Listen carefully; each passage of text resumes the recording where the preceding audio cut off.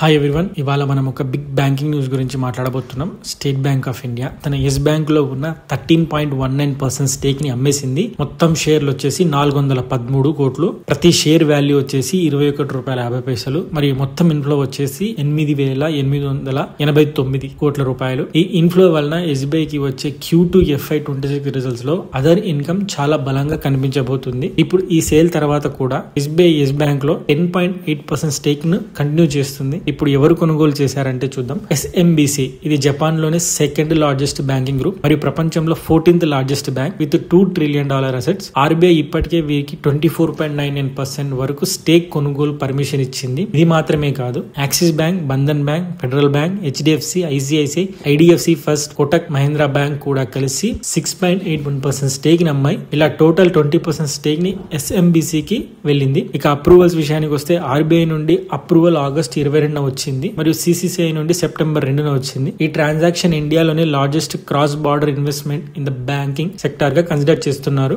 SBI chairman చెల్లా శ్రీనివాసులు శెట్టి గారు మాట్లాడుతూ 2020లో RBI చేసిన ఎస్ బ్యాంక్ రీస్ట్రక్చరింగ్ ప్లాన్ అనేది ఒక ఇన్నోవేటివ్ మోడల్. ఇది గవర్నమెంట్, RBI, SBI మరియు ఇతర బ్యాంక్స్ కలిసి పబ్లిక్ ప్రైవేట్ పార్ట్నర్షిప్. ఆ సమయంలో కస్టమర్స్ ప్రొటెక్ట్ అయ్యారు. ఇప్పుడు ఈ స్టేక్ సేల్ అనేది దానికి ఒక న్యాచురల్ అవుట్కమ్. 2 days బ్యాక్ మనం SBI బ్యాంక్ టెక్నికల్ సెటప్ గురించి డిస్కస్ చేసాం.